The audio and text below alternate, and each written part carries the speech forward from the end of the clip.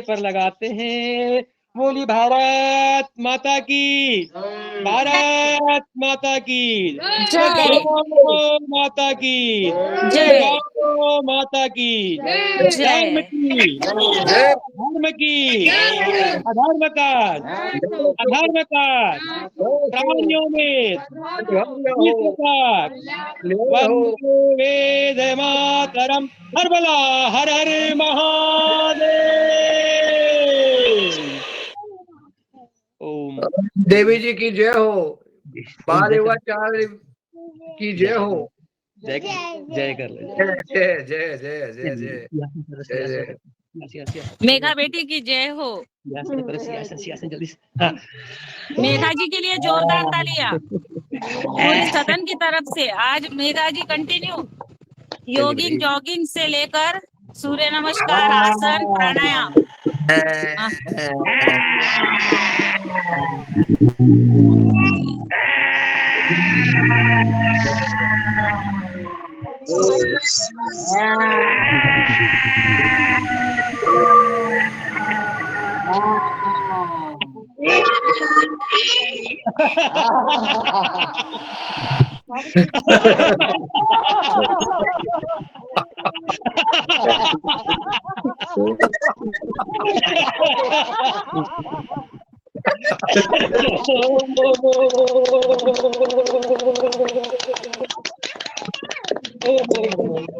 जी प्रणाम प्रणाम, आपने अवसर प्रदान किया, बहुत बहुत धन्यवाद। जय हो जय हो जय हो। मेघों की तरह इनकी प्रगति करें और मेघों की तरह इनका प्रभाव हो। मेघा बेटी स्वस्थ रहे, सुखी रहे। और वो एक और बेटा कोई इधर कर रहा था, कौन छोटे छोटे बच्चे जो है गौरव भाई, गौरव भाई भैया। बहन, दोनों भाई बहन है जी। वेरी गुड, बहुत सुंदर बहुत सुंदर। इनका भविष्य उज्जवल होगा ही उज्जवल, निश्चित होगा। ये जो है बहुत सुंदर। इनके माता पिता को बहुत बहुत साधुवाद। अ, ये जो है बहुत अच्छा। चलिए, ओ प्रणाम। बहुत सुंदर आपका इस आज का ये एक सत्र जो है आदरणीय योगाचार्य जी, आपका सत्र रहते ही अच्छा है, लेकिन बच्चों के साथ बच्चों में ये जागृति लाना, ये भविष्य का। जी कल्पना जी कुछ करना चाहती हैं? स्वागत बहन जी।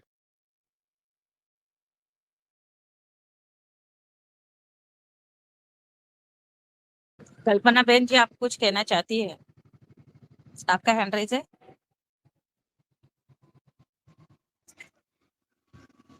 हो गया चलिए, होगा वो, हो गया हाँ, होगा। शुभकामना दी होगी कल्पना बहन जी ने भी। और दुर्गा प्रसाद भैया ने आज अतिशय सुंदर आज की योगा क्लास, और साथ में हमारी नन्ही बेटी, उनके भाई की मेघा रागंडाली जी, और साथ में उनके भाई भी, सबने मिलकर आज बढ़िया योग किया, योग का आनंद लिया।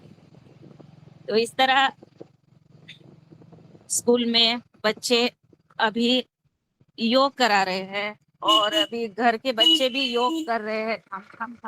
हम गदवद दे के कहाँ तो आज जा रही, गदवद दे के भगत जा रही बहन जी, बोलत जा रही। तो ठाणी हो जाओ जी, आगे संचालन करिए आदरणीय मुन्नीलाल भैया जी। खड़ी तो हो जाओ। जी, एक मिनट थाम। बुला दो, खड़े होकर बुला दो। नहीं पता पड़ो के जो चीफ गेस्ट महोदय भी पीछे पीछे दौड़त जाए। नहीं थाम। नहीं बुलाए भाई, जिता जे होता है।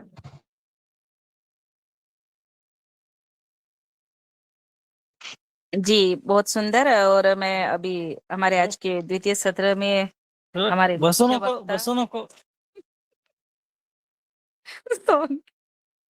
जी आदरणीय मुन्नीलाल भैया जी, आप शुरू कर दीजिए। लो चलिए, मैं आज के इस कार्यक्रम के चीफ गेस्ट मुख्य वक्ता आदरणीय डॉक्टर राकेश कुमार आर्य जी, इतिहासविद एवं संपादक उक्ता भारत समाचार पत्र नई दिल्ली से हैं। और जो हम जानते हैं कि उनका आज का विषय है राजस्थान के ऐतिहासिक स्थलों की यात्रा और उसके संस्मरण गौ संगोपन के विषय पर उनका मार्गदर्शन रहेगा।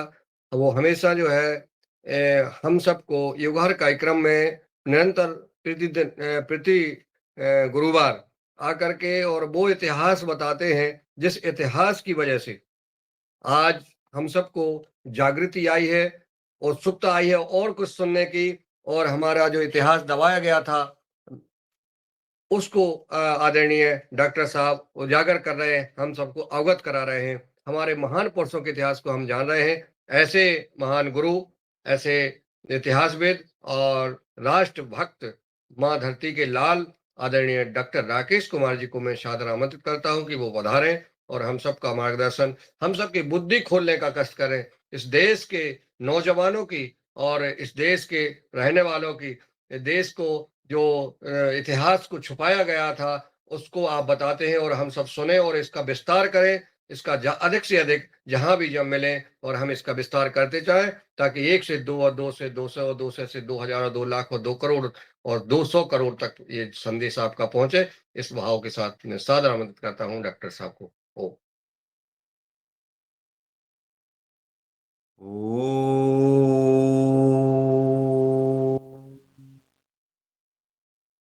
विश्वानि देव सवितर्दुरितानि पराशुव यद्भद्रं तन्न आशुव। मंच पर विराजमान सभी आदरणीय समादरणीय बहनों भाइयों के लिए सादर प्रणाम करता हूँ। आज के संचालक जी का धन्यवाद ज्ञापित करता हूँ कि उन्होंने मुझे समय दिया। हम अभी पिछले दिनों 5 दिन राजस्थान में और विशेष रूप से चित्तौड़, उदयपुर, अजमेर, पुष्कर आदि में होकर के आए हैं। 25 सदस्यों का हमारा दल रहा और हमने इतिहास के साथ अपने लोगों से यहाँ से चलते समय ही कह दिया था कि हमें इतिहास के साथ संवाद स्थापित करना है। अक्सर लोग जाते हैं और जाने के बाद दीवारों को देख करके, पत्थरों को देख करके वहां से चले आते हैं। इसमें उनका दोष नहीं है। उन्हें बस केवल इतनी जानकारी होती है कि चित्तौड़ है और चित्तौड़ में कभी महाराणा प्रताप रहे थे या उनके पूर्वज रहे थे। वो किला कब से था, कौन कौन सी घटनाएं वहां पर हुई थी, कौन कौन सी घटनाओं का वो साक्षी रहा है, इन बातों की उनको जानकारी नहीं होती। केवल और केवल महाराणा प्रताप से जुड़ा हुआ उसको मान करके वहां से चले आते हैं। इसी प्रकार से उदयपुर में क्या घटनाएं हुई उसके बारे में भी यही मानसिकता होती है। अजमेर के बारे में भी यही मानसिकता होती है। हमने अपने यात्री दल के 25 सदस्यों को यहाँ से चलते समय ही अवगत कराया कि हमको इतिहास से संवाद करना है, उससे कुछ प्रश्न पूछने हैं, कुछ अनुत्तरित प्रश्नों के उत्तर लेने हैं। इतिहास की एक एक ईंट बोलेगी, किसी भी स्मारक स्थल का एक एक कण बोलेगा।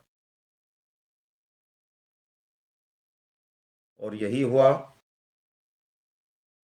जब हम वहां पहुंचे और हमने वहां पर जाकर के अपने साथियों को बताना शुरू किया कि यहाँ पर ये घटना हुई थी, यहाँ पर ये घटना हुई थी।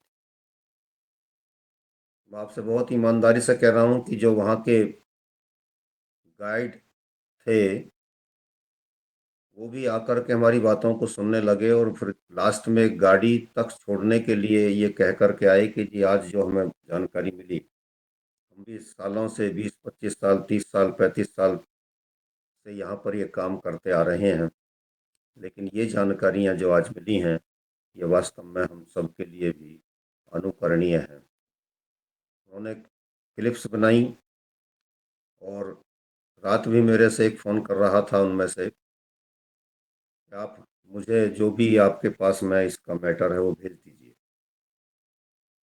बात प्रशंसा में इस बात को नहीं कह रहा हूँ, मैं ये कह रहा हूँ कि यदि आंखें खोलने का काम किया जाता है तो जो लोग इसमें लगे होते हैं उनको भी प्रेरणा मिलती है। मुझे इस बात की प्रसन्नता नहीं कि उन लोगों ने मेरे से इस प्रकार का संवाद स्थापित किया। इस बात की प्रसन्नता है कि जो बातें हमने उनको बताई वो बाद तक वहाँ चलती रहेंगी, उसका प्रचार और प्रसार होता रहेगा और यही होना भी चाहिए।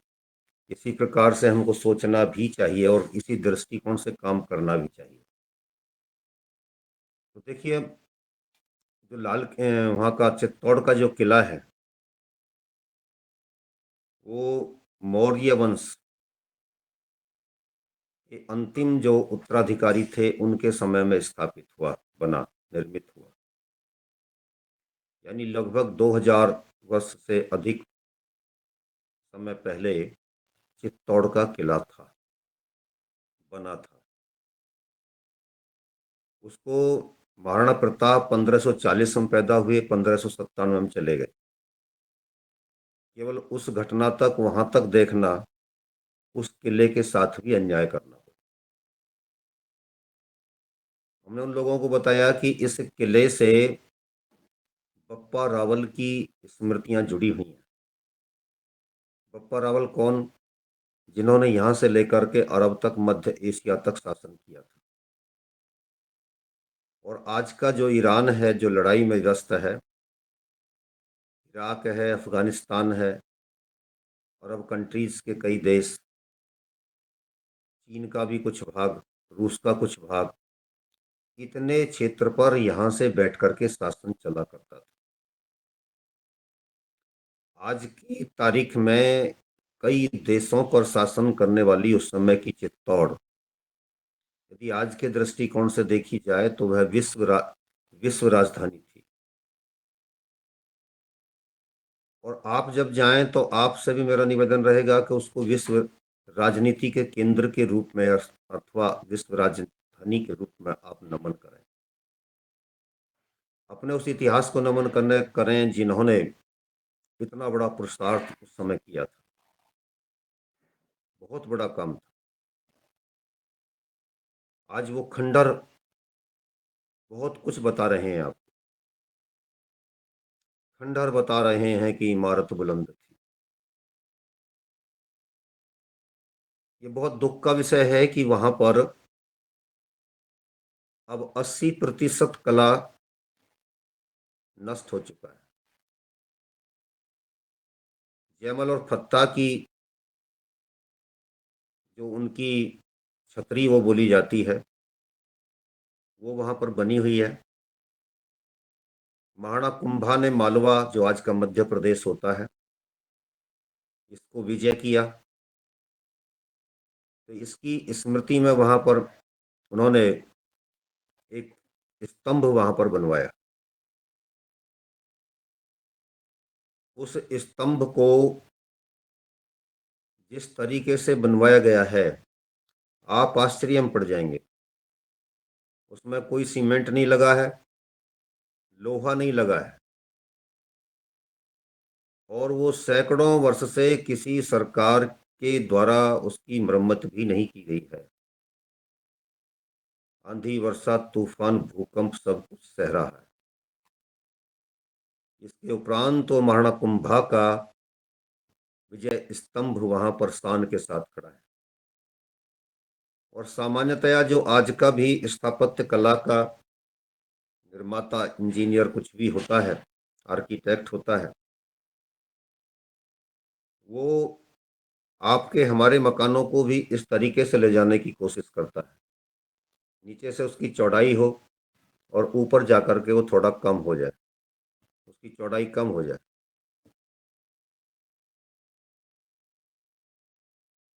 लेकिन इसमें आप देखेंगे कि ये ऊपर जाकर के इस तरीके से हो गई है, ऊपर से और फैल गई है।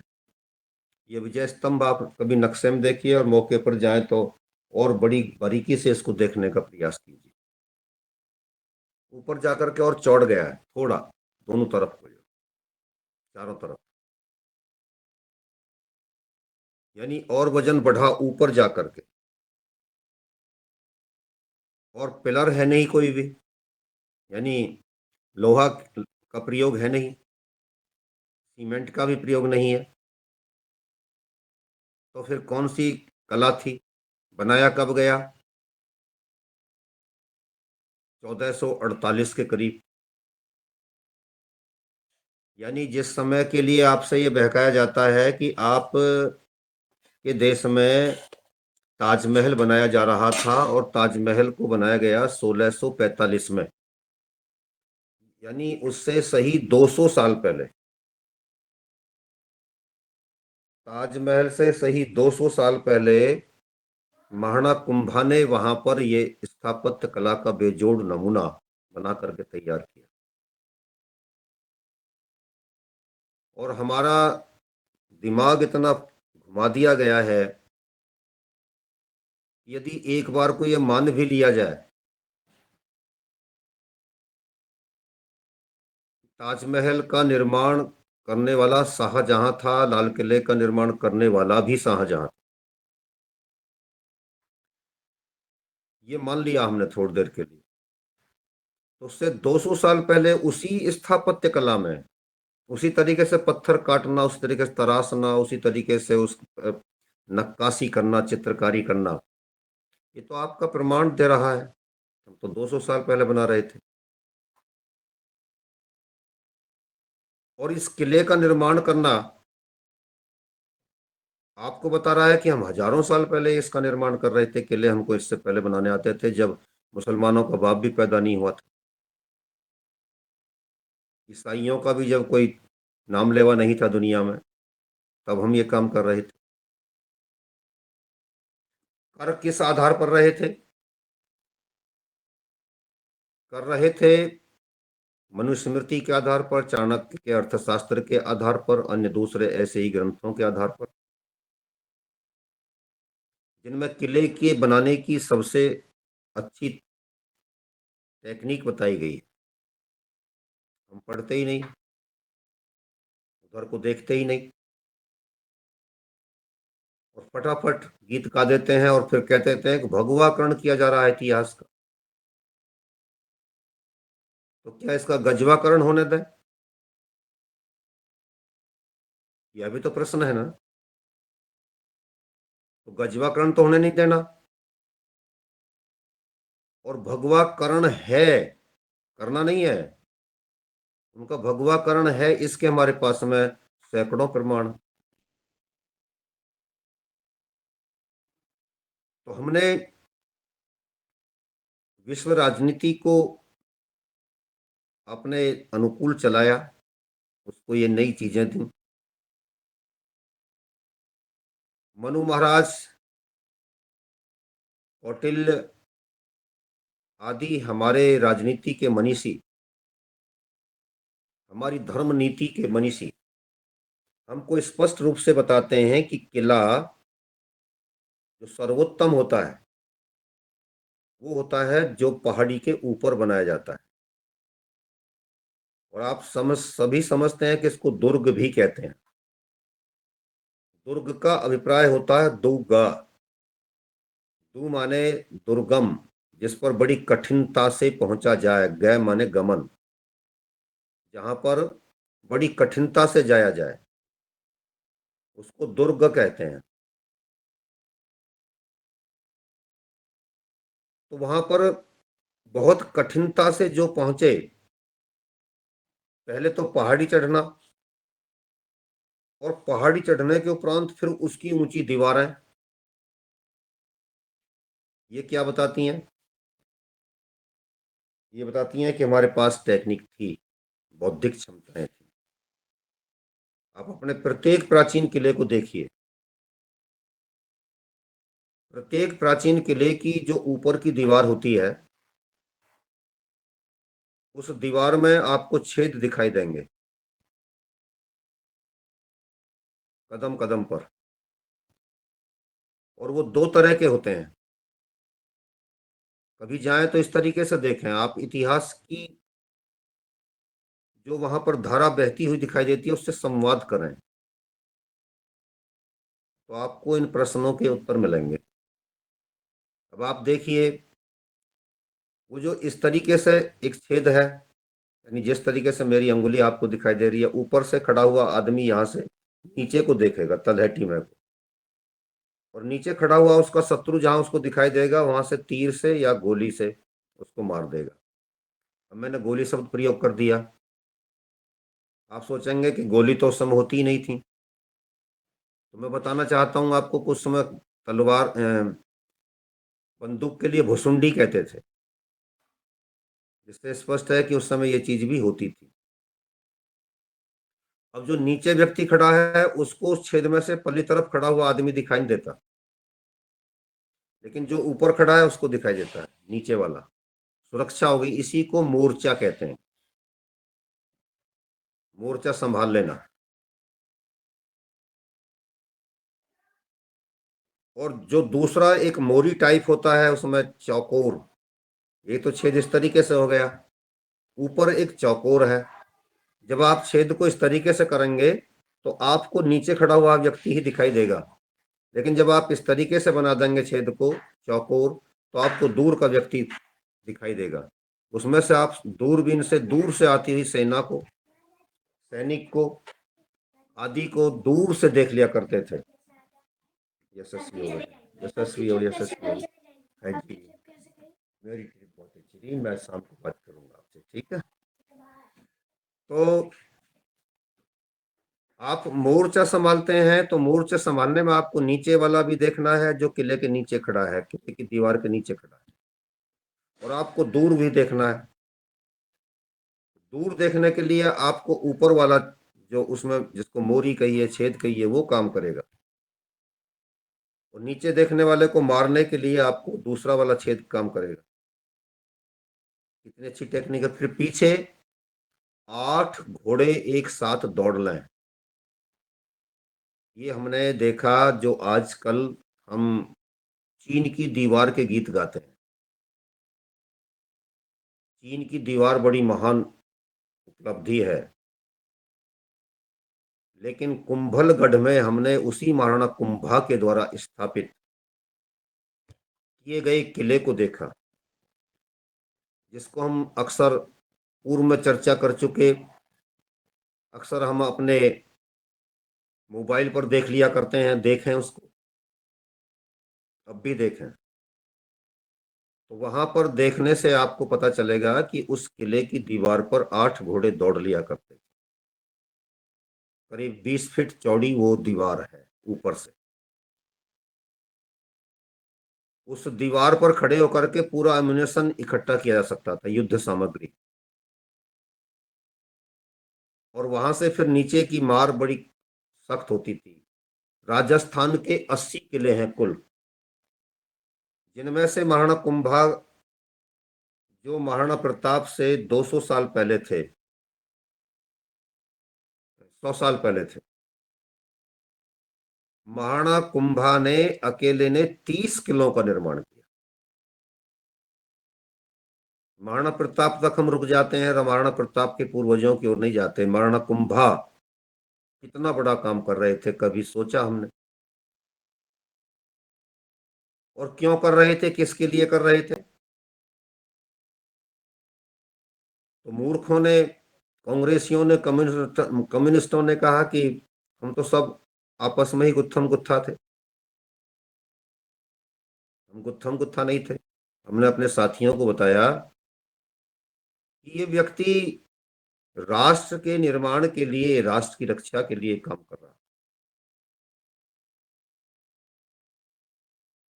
मेरा देश कैसे बचे, मेरे देश से कैसे इन विदेशियों को खदेड़ा जाए, इसके लिए उन्होंने बड़ा काम ये किया। उस समय अपने शासन काल में उन्होंने देश के राजाओं की, देश के बुद्धिजीवियों की एक सभा आहूत की, क्षत्रियों की सभा आहूत की। क्षत्रियों का अभिप्राय यहाँ पर अहिर, जाट, गुजर, राजपूत से नहीं है, प्रत्येक व्यक्ति, क्योंकि हम तो वर्ण व्यवस्था में विश्वास करते थे।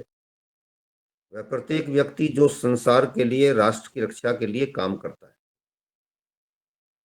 अपने आप को समर्पित करता है, वह प्रत्येक व्यक्ति। उनकी सभा आहूत की और उनसे कहा कि भाई अब हमको, जो ये हम अलग अलग कुलों में, वंशों में बट रहे हैं, ये गलत है। हमारी सोच विकृत होती जा रही है, इसलिए हमको करना क्या है। तो वह पहले व्यक्ति थे जिन्होंने ये लेकर के बात कही कि अब आप, हम सब क्षत्रिय हैं और इसलिए क्षत्रिय होने के नाते, राजवंशों से संबंधित होने के कारण, हम सबको अपने आप को राजपूत लिखना चाहिए। बड़ा ओजस्वी भाषण उन्होंने दिया था राजाओं के सम्मेलन में। क्यों दिया था? यदि इसका उत्तर खोजना चाहें तो इसका उत्तर स्वाभाविक रूप से यही आएगा कि उनके भीतर राष्ट्र रक्षा किया का धधकते ज्वाला धधक रही थी, ज्वालामुखी था उनके भीतर। उनको ये लग रहा था कि मेरा देश एक हो जाए, मेरे लोग सब एक हो जाए, एक होकर विदेशियों को यहां से भगाएं। इतना बड़ा काम वो कर रहे थे और इस काम को उन्होंने कहां पर किया? चित्तौड़ के किले में। वहां पर हमें बीजेपी के मंडल अध्यक्ष मिले। हमने उनसे कहा कि भाई आपको, जब आपकी सरकार है यहाँ पर, तो इस किले का पुनर्निर्माण, पुनरुद्धार करना चाहिए। 80% किला यहाँ पर ध्वस्त हो चुका है। इसमें कहाँ पन्नाधाय रहती थी, कहाँ जयमल फत्ता रहते थे, कहाँ गोरा बादल रहते थे, कहाँ पर महाराणा प्रताप रहे, कहाँ महाराणा कुंभा रहे। उनको इतिहास पर अनुसंधान करने के बाद में उनके वो महल फिर से खड़े किए जाने चाहिए। इसको पर्यटन का केंद्र बनाने का दर्जा दीजिए। ये बात हमने विशेष रूप से इस संदर्भ में उनसे कही कि जब हम, जहां पर हमको सबसे ज्यादा दुख की भी अनुभूति हुई, आपको भी होगी। हमने उनसे इस संदर्भ में ये बात कही कि जब हम अजमेर के किले को देख रहे थे, बहुत कम लोग जानते हैं कि अजमेर में पृथ्वीराज चौहान के पूर्वजों का अजयपाल का किला है और उसमें कभी पृथ्वीराज चौहान भी गए थे, रहे थे। उनमें से बहुत कम लोगों को जानकारी। इतनी ऊंचाई पर उस पहाड़ी पर उसको बनाया गया है, वहां जाते जाते सामान्य व्यक्ति घबरा जाता है, गाड़ियों से घबरा जाता है। कभी वहां के लिए हाथी जाया करते थे, कभी घोड़े जाया करते थे, हमारे लोग पैदल सैनिक वहां पर जाया करते थे। कितना दुर्गम है वो सोपान क्यों बनाया गया? राष्ट्र की रक्षा के लिए, धर्म की रक्षा के लिए, सनातन की रक्षा के लिए। दुख की बात यह है कि आज वहां पर, उस किले पर 5,000 से अधिक मुसलमान रह रहे हैं, उनका कब्जा है और सारा अवैध अतिक्रमण है। इस संदर्भ में हमने उनसे कहा कि आपके रहते हुए ये सब हो रहा है, तो ये दुख का विषय है।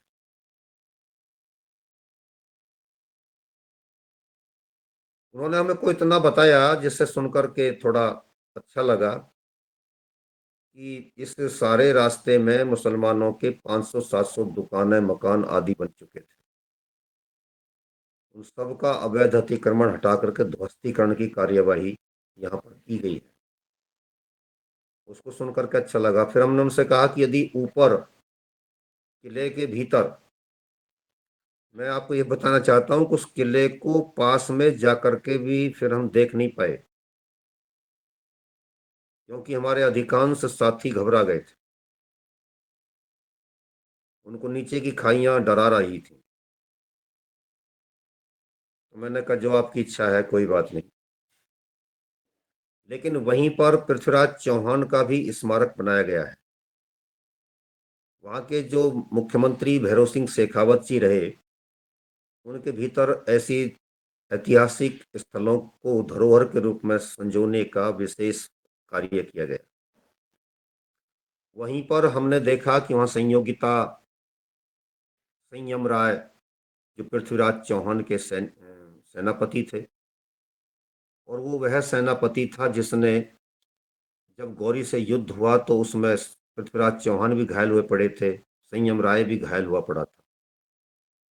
मैंने अपने साथियों को जब उसके बारे में बताया, कई लोगों की आंखों में आंसू थे, कई लोगों की आंखों में आंसू थे। मैंने कहा ये संयम राय वो संयम राय है जब ये दोनों और बहुत सारे इनके सैनिक घायल अवस्था में थे तो वहां पर गिद्ध उतरने लगे थे मांस नोचने के लिए। तो मांस नोचने के लिए उतरते हुए उन गिद्धों को पृथ्वीराज चौहान की ओर से रोकने के लिए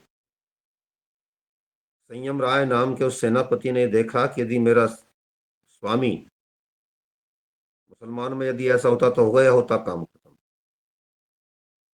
यदि आज समाप्त हो गया तो मेरे देश का क्या होगा। इनके लिए यदि मैं अपना बलिदान दे दूं तो कितना अच्छा रहेगा। बलिदान भी ऐसा कि जो विश्व इतिहास में नहीं मिलता, विश्व के इतिहास में नहीं मिलता।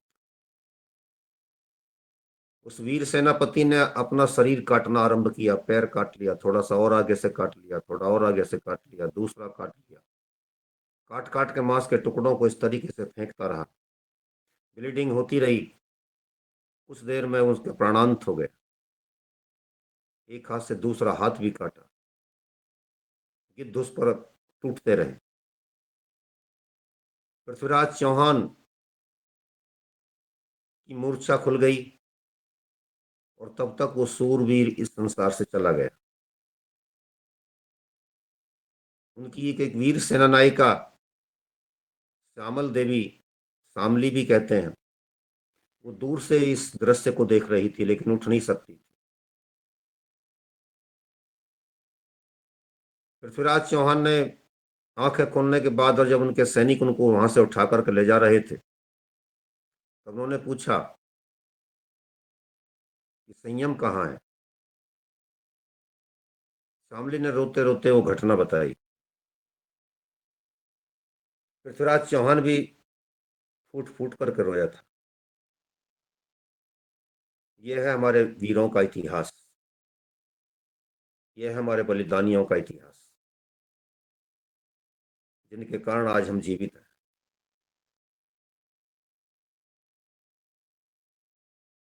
तो ऐसे ऐसे दृश्य वहां पर देखने को मिले, बहुत अच्छा लगा।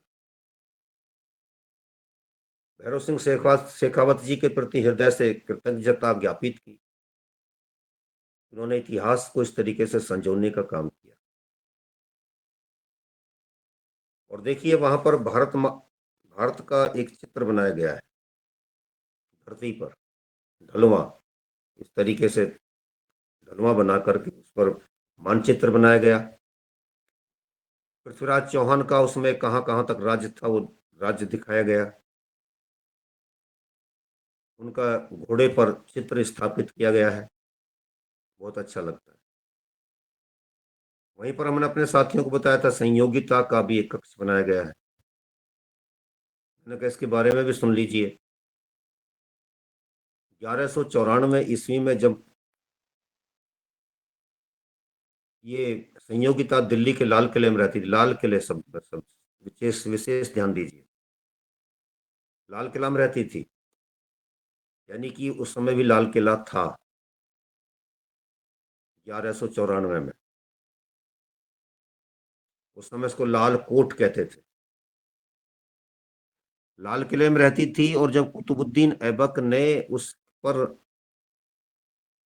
अपना सेनापति भेज करके अधिकार करने का प्रयास किया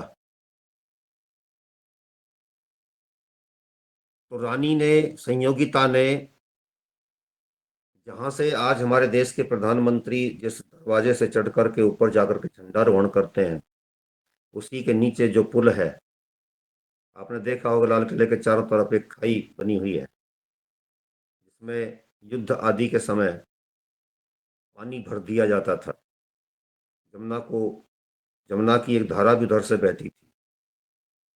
उस पानी के भरने का अभिप्राय था कि किले पर आराम से शत्रु ना चढ़ सके। पानी डूबने की स्थिति में, हाथी डूबने की स्थिति में होता था। दिल्ली का ये लाल किले के बारे में हमें ये भी समझना चाहिए, ये मैदानी किला है और मैदानी किले को चारों ओर से सुरक्षा दिया जाता है, तो वो जल से दी जाती है। जल यदि भरा होगा तो उसको शत्रु आराम से क्रॉस नहीं कर पाएगा। पहाड़ी पर पानी की आवश्यकता नहीं होती, वहां पहाड़ी अपने आप रक्षा करती है किले की। किला राष्ट्र की रक्षा कर रहा है और किले की रक्षा खाई करती है या पहाड़ी करती है। ये सारा जो कुछ था, इसको देख करके कुतुबुद्दीन ऐबक थोड़ा संकोच में पड़ा कि रानी ने यदि पुल भी तोड़ दिया है जिससे हम लाल किले में प्रवेश करते हैं, वो पुल तोड़ दिया गया, अब क्या किया जाए। तो उस दुष्ट की सेना में जितने हिंदू सम्मिलित थे, ये वो लोग भी समझ लें, वो हिंदू समझ लें जो आज उन राक्षसों का कहीं ना कहीं साथ दे रहे हैं। उनके साथ भी क्या होगा, कोई जय भीम जय मीम के नाम पर दे रहा है, वो कम्युनिस्ट विचारधारा के नाम पर उनका साथ दे रहा है, कोई कांग्रेसी विचारधारा के नाम पर दे रहा है, कोई छद्म धर्मनिरपेक्षता के नाम पर दे रहा है। उनके साथ भी क्या हो सकता है समय आने पर। कुतुबुद्दीन ऐबक ने अपनी सेना के सैनिकों को ये आदेश दिया, इसमें सेना में जितने भी हिंदू हैं, सैनिक हैं, उन सबको काट करके किले के सामने बने हुए पुल के स्थान पर डाल दो और उसके ऊपर से सेना को गुजारो। वो सारे काट करके मिट्टी के भराव की तरह उसमें भर दिए गए और उसके ऊपर से सेना निकल के चली। तब तक संयोगिता ने भी अनुमान लगा लिया कि अब सेना को जो है इस तरीके से प्रवेश करने का अवसर उपलब्ध हो गया है। तब उस वीरांगना ने जलती हुई आग में कूद करके अपना शरीरांत कर लिया था, जौहर कर लिया था। कई लोग हमारे साथ में ऐसे थे जो जौहर की परंपरा को हमारी कायरता मानते थे। मैंने उनको बताया कि वो कायरता नहीं थी, वो देश धर्म के लिए मर मिटने की एक अप्रतिम भावना थी। क्योंकि उन राक्षसों के बारे में, गिद्धों के बारे में हमारी बहनों को यह भली प्रकार ज्ञात था, ये राक्षस मरने के उपरांत भी मृत शरीर के साथ भी बदतमीजी कर सकते हैं, दुर्व्यवहार कर सकते हैं। इसलिए उन गिद्धों को हमारा मृत शरीर भी प्राप्त ना हो। कितनी ऊंची भावना है, कितनी पवित्र भावना है। मेरे मृत शरीर को भी उनका हाथ ना लगे। और जब इसको आज की परिस्थिति में देखते हैं कि जब हमारी बहनें स्वेच्छा से वहां जा रही हैं, उनको शरीर सौंप रही हैं, तो इतिहास के इस सच को देख करके आज सिर शर्म से झुक जाता है। उनको कितनी बड़ी सफलता मिल गई आपको परास्त करने के लिए। आपके पूर्वजों ने, हमारे पूर्वजों ने कितने कष्ट सहे, हमारी वीरांगनाओं ने कितने कष्ट सहे, शरीर को हाथ नहीं लगने दिया। और आज उनको कितनी बड़ी सफलता मिल गई कि वो हाथ लगवाने के लिए अपना सर्वस्व शरीर समर्पित कर रही हैं। सभी बहनों के लिए नहीं कह रहा हूं, लेकिन ऐसा हो रहा है, हम आप सब जानते हैं। जब हम चित्तौड़ के किले में थे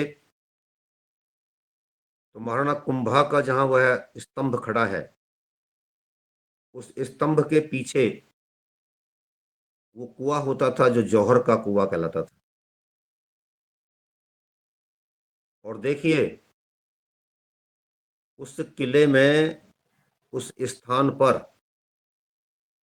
चंदन की, गूगल की, आम की और दूसरी ऐसी समिधाएं, लकड़ियां एकत्र की जाती थीं जो हमारे अंतिम संस्कार में काम आती हैं। यानी कि उसको उस समय इस बात का भी ध्यान रखा जाता था कि हमारे ऋषि पूर्वजों ने किस प्रकार की चिता जलाने का आदेश दिया। और उसमें आज भी एक मंदिर है जो उसके साथ में लगा हुआ है, टूटा हुआ है।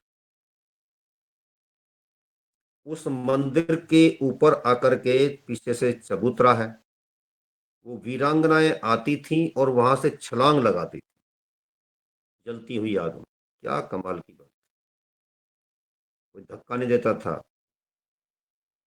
छलांग लगा करके अपने आप को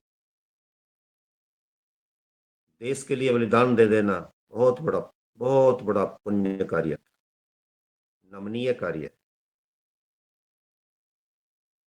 और ऐसी एक वीरांगना नहीं, वहां पर हमको गाइड ने बताया, हम पहले से बताते भी रहे हैं, उसने भी बताया 36,000 वीरांगनाओं ने अलग अलग समय पर वहां पर बलिदान दिया।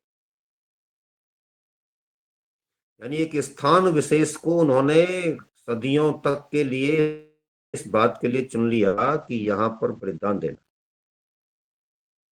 रानी पद्मिनी ने 1303 में बलिदान की परंपरा आरंभ की थी, जो 1567 तक चलती रही। वो राक्षस हुमायूं, जिसके लिए कहा जाता है कि उसने रानी कर्णावती की राखी का सम्मान करते हुए उसका साथ देने का निर्णय लिया था, और वो सेकुलरिस्ट गैंग इस बात को बहुत बढ़ा चढ़ा करके प्रस्तुत करता है। वो 1535 की घटना है और वो 1303 की घटना है। 250 साल बाद भी हम जौहर कर रहे थे, और उसी स्थान पर जौहर रचाया गया जहां कभी पहले वाली रानियों ने अपना बलिदान दिया था। उसमें फिर हमारी वीरांगनाएं कूदी। तो 36,000 वीरांगनाओं को हमने वहां पर खड़े होकर के नमन किया, जिन्होंने अपना शरीर अग्नि को तो समर्पित कर दिया,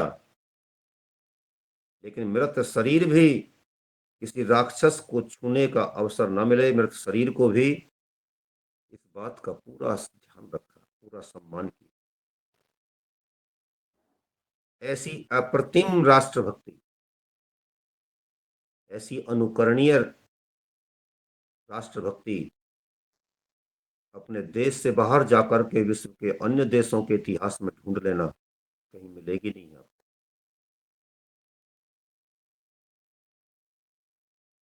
वो दुखद प्रसंग था, परंतु गौरव की अनुभूति कराने के लिए भी पर्याप्त था। हमें अपने गौरवशाली इतिहास पर नाज हो रहा। आज वो कुआं वहां पर बंद कर दिया गया है, यानी ढक दिया गया, मिट्टी भर दी गई है उसमें, पार्क बना दिया गया है, उसके ऊपर अच्छी हरियाली उसमें लगी हुई है, दिखती है, अच्छा लगता है। कभी जाएं तो उस स्थल पर जाकर के अवश्य उनको नमन करना, उनकी देशभक्ति को याद करना, और आज के प्रसंग में सोचना कहां से चले थे और आज हम कहां आ चुके हैं। चलना तो था इस तरीके से ऊपर को, चले गए नीचे को। हमें ऊर्ध्वगामी बनना था, ऊपर को उठ करके चलना था, हम अधोगामी बन गए। पतन है, और पतन के लिए हृदय से बोलना चाहिए, हृदय की पीड़ा के साथ बोलना चाहिए कि हमको कितना काम करना है। इतनी चुनौतियां हमारे लिए प्रश्न चिन्ह बनकर खड़ी हैं, उन चुनौतियों के उत्तर हम कैसे बनाएं, इस पर विचार करना चाहिए। चित्तौड़ की कहानी बहुत लंबी कहानी है। इसी में माता पन्ना धाय ने अपने बेटे चंदन का बलिदान दिया था। जिस दरवाजे से वो निकल करके अपने बेटे चंदन का बलिदान देने के बाद महाराणा उदय सिंह को लेकर के निकली थी, वो दरवाजा हमको बताया गया कि ये वो स्थान है फिर हमने अपने साथियों को, वहाँ के अन्य जो यात्री थे, जो दूसरे लोग भ्रमण के लिए वहाँ पर आए हुए थे, वो भी हमारी बातों को खड़े होकर के सुनने लगे थे। किस तरीके से माता पन्ना ने अपना बलिदान दिया, अपने बेटे का बलिदान दिया। यह उदाहरण भी दुनिया के इतिहास में नहीं मिलता। हमने उनको बताया था कि महाराणा संग्राम सिंह पन्ना धाय के पति के साथ रणथंभौर के किले में पहुंचे थे। उस समय पन्ना वहीं पर थी और वहीं पर महाराणा सांगा की धर्म पत्नी रानी कर्णावती भी रह रही थी। उन्हीं के साथ उदय सिंह रह रहा था। तब महाराणा ने वहां से जब प्रस्थान किया तो उन्होंने कहा कि पन्ना, तेरे ऊपर बहुत बड़ी जिम्मेदारी है, मैं रहूं कि ना रहूं, मेरे उदय का ध्यान रखना। कितने मार्मिक शब्द रहे होंगे वो। महाराणा से शायद ईश्वर कहलवा रहा था, नियति की इच्छा थी ऐसा कहलवाने की। महाराणा उस युद्ध के बाद नहीं बचे। हमारे यहाँ वागदान संस्कार होता है, जिसको सगाई कहते हैं। वागदान का अभिप्राय होता है वाणी का दान। वाक दान, जो बोल दिया अब नहीं हटेंगे इससे। दिया हुआ दान लिया नहीं जाता है। तो एक ऐसा भी दान जो वाणी का दान है, उसमें धन नहीं दिया जा रहा, बस वाणी का दान हो गया। मैंने कह दिया कि आपकी बेटी मेरी हो गई। दूसरे ने कह दिया कि आपका बेटा मेरा हो गया वागदान। कोई रस्म नहीं, कोई तड़क भड़क नहीं। आज की तड़क भड़क ने हमारे वागदान को कलंकित कर दिया। कहाँ गया वो?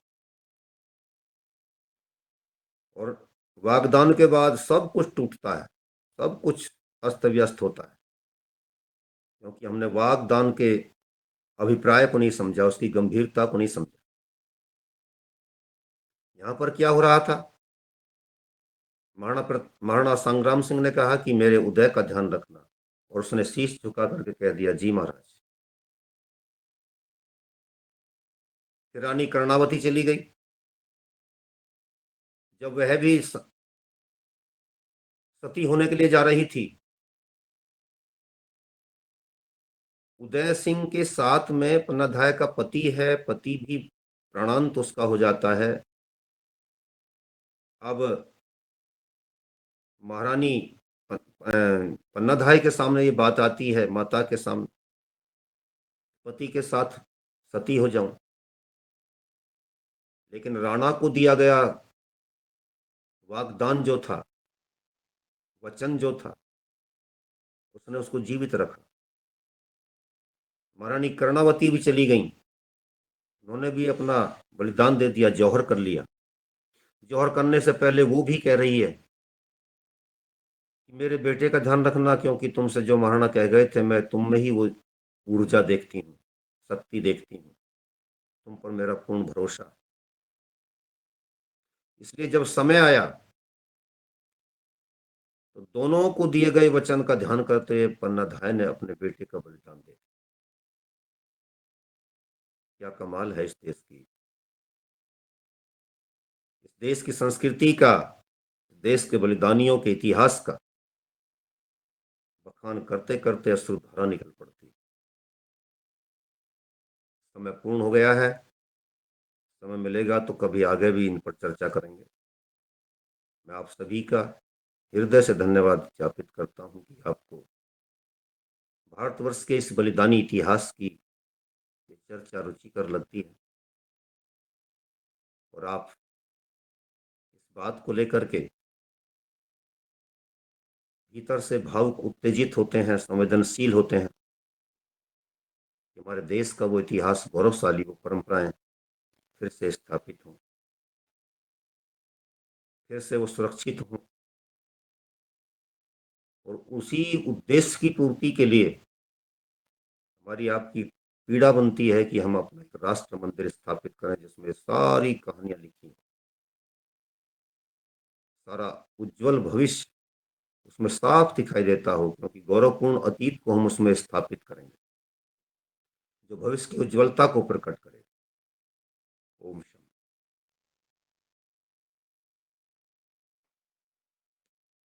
बहुत ही अद्भुत। और जो हम किसी को भी देशवासियों को ऐसा इतिहास पता नहीं, जो वहां रह रहे हैं, वहां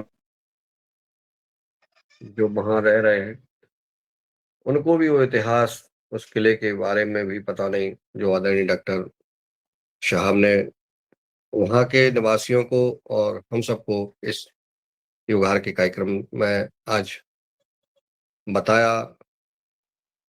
वाकई में हम विनम्र श्रद्धांजलि अर्पित करते हुए उन वीरांगनाओं को, उन सेनापतियों को जिन्होंने राष्ट्र के लिए बिना देखे, आज हम थोड़े थोड़े से कार्य की जो है फोटो और ये तमाम सोशल मीडिया पर और चर्चाएं बहुत करते हैं, और अपने कार्य के बदले हम सुनने की इच्छा रखते हैं कि हमारे कार्य की कोई प्रशंसा करे। लेकिन उन सेनापतियों ने ना कोई देखने वाला था ना सुनने वाला था, सिर्फ आस्था थी।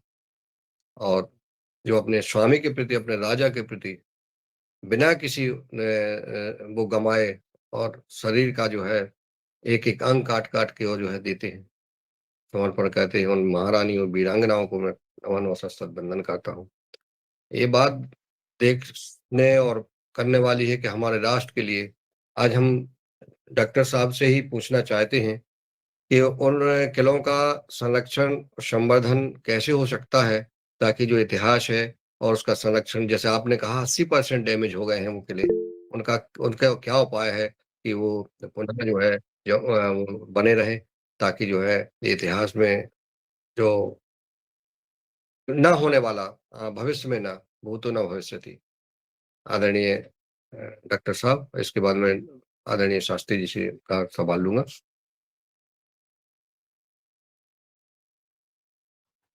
जी पहले मुझे बोलना है। जी जी, मैंने जो निवेदन किया है कि उन सब किलों का संधारण कैसे हो सकता है, इस पर फिर सवाल ले लेते इतिहास से जब हमको काट दिया गया, इतिहास की परंपरा को लुप्त कर दिया गया, तो हमारे भीतर वो चेतना लुप्त हो गई जिसके आधार पर हम अपनी सरकारों से मांग कर सकते थे कि इनका संवर्धन हो। जब आम आदमी को ही अपने इतिहास की मालूम नहीं है, वो उनको खंडहर मानता है केवल,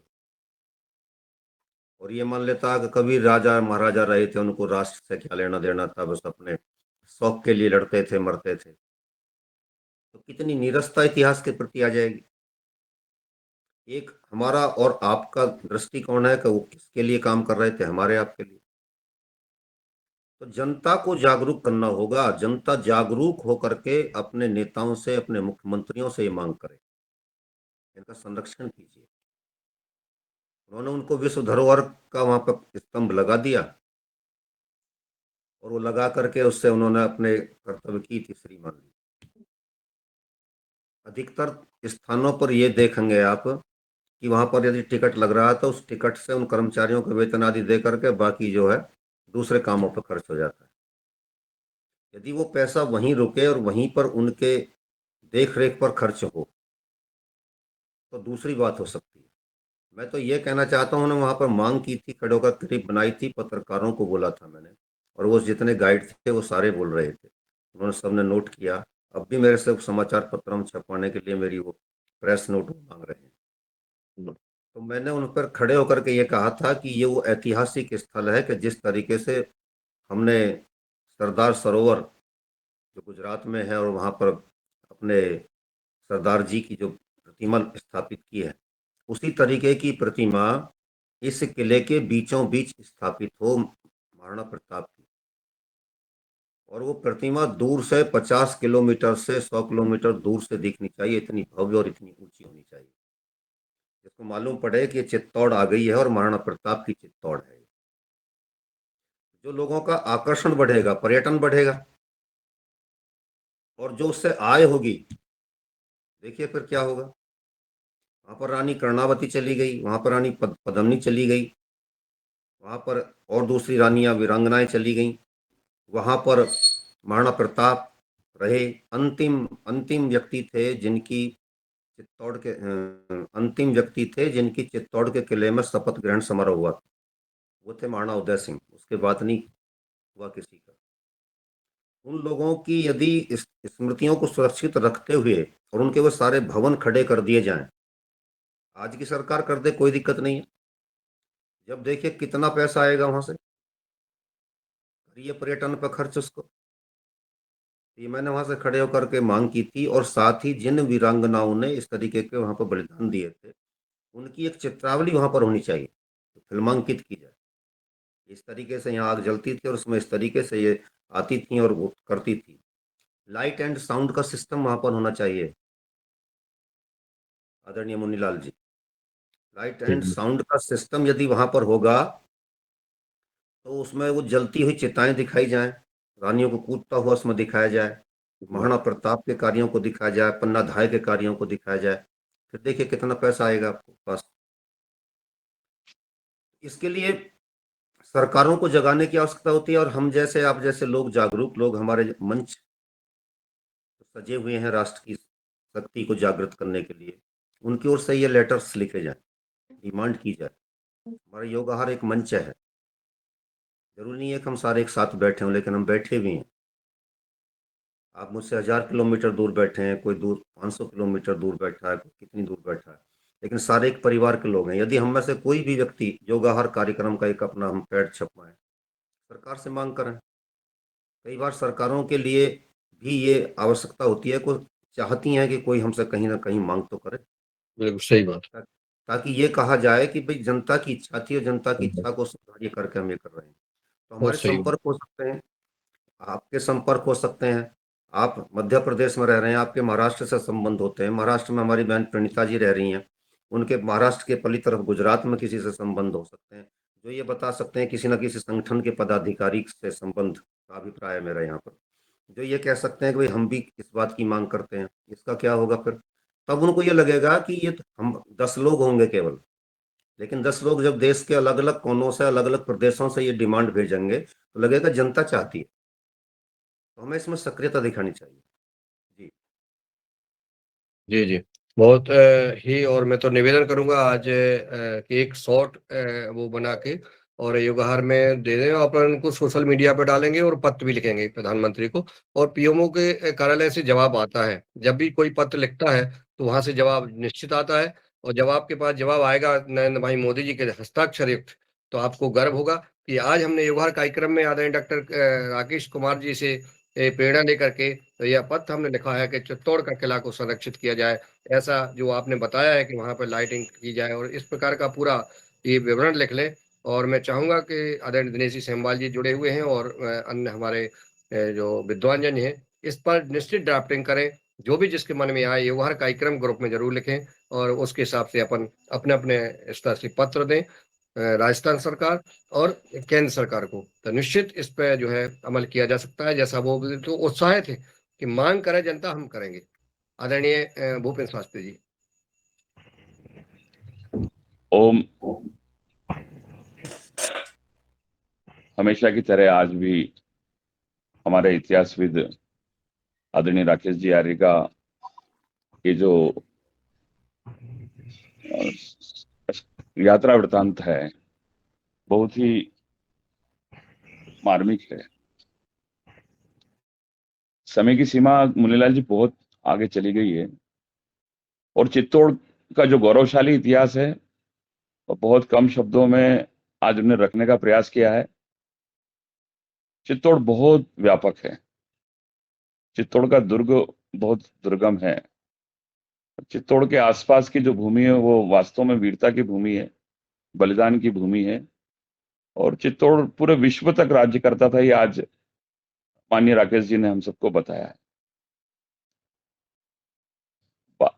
आगे रमेश जी भाई साहब भी हैं और समय भी हमारा पूरा हो गया है। मैं व्यक्तिगत रूप से माननीय राकेश जी से चर्चा करूंगा इसमें। कुछ बहुत छोटी छोटी चीजें जो वहां पर ध्यान देने जैसी बातें थी। एक बात में आपने जो आखिरी में कही है कि वहाँ राजस्थान के संबंध अन्य प्रांतों से भी निकलते हैं। मालवा के साथ तो, क्योंकि मालवा तो उपनिवेश ही था महाराणा संग्राम सिंह जी के टाइम तक।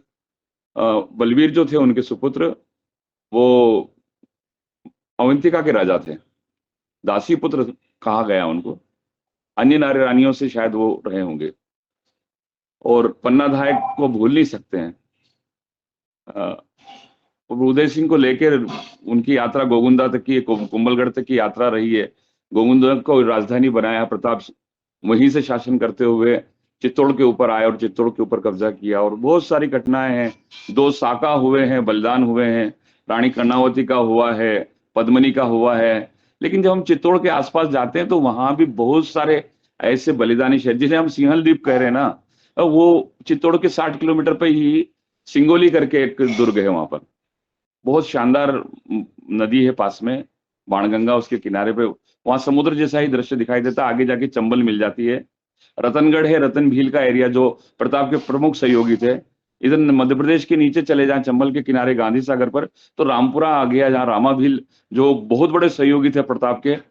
मुगलों को कभी समझ ही नहीं आ पाया कि प्रताप की सेना कब कहाँ किस खो से निकल के आती है। सागा रानी का स्थान है पास में ही, बहुत सुंदर भंवर माता है। बहुत सारी आसपास का जो क्षेत्र है वो बलिदानी क्षेत्र, जहां पर चौहानों की सेनाएं कहो या सिसोदिया की सेनाएं कहो। लेकिन मैं आपको एक छोटी सी बात याद दिलाना चाहता हूं कि जैसे ही आप इस दुर्गम किले के ऊपर प्रवेश करते हैं तो आपको पूर्व दिशा की ओर सूरज पोल मिलेगा।